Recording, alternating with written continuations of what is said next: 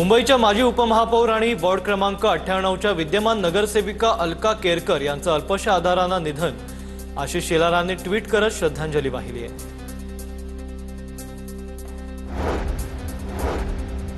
आंबा आणि काजू उत्पादक शेतकरी 23 मार्चला मुंबई गोवा महामार्ग रोखणार। कोकणातील शेतकऱ्यांसाठी राजू शेट्टी चक्काजाम आंदोलन करणार।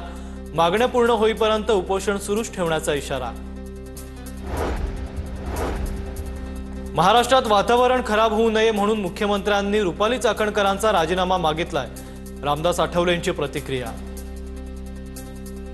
करांचे त्यांच्याबरोबर त्यांचे त्यांना गौरव प्रमाणात होते आणि त्यामुळे त्यांना मुख्यमंत्र्यांनी सांगितलं की आपले फोटो ज्या याच्याबरोबर बरेचसे आलेले आहेत आणि लोकांमध्ये वातावरण चांगलं नाही आपल्याबद्दल, त्यामुळे त्यांनी राजीनामा दिलेला आहे।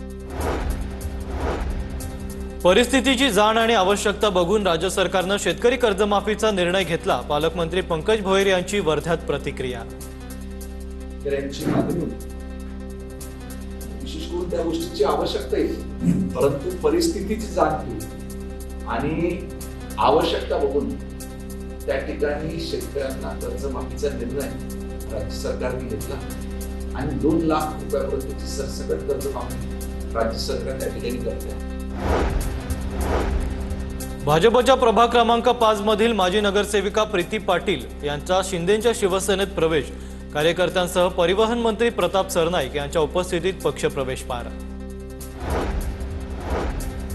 अमित साटम यांनी केंद्रीय गृहमंत्री अमित शहांची भेट घेतली। युवकांसाठी लिहिलेल्या उडान या पुस्तकाची प्रत अमित शहांना भेट म्हणून देण्यात आली आहे। अमित साटम यांनी ट्विट करत ही माहिती दिली आहे। रत्नागिरीच्या गॅस एजन्सीच्या गोडाऊनमध्ये घरगुती सिलेंडरचा पुरेसा साठा उपलब्ध।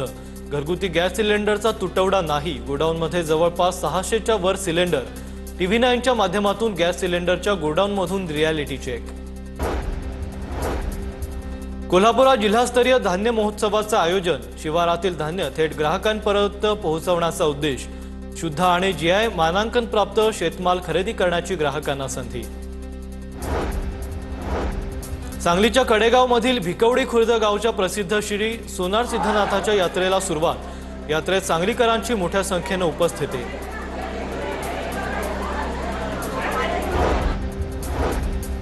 मीरा भाईंदरमध्ये वसुंधरा महोत्सव 2026चा दिमादार शुभारंभ।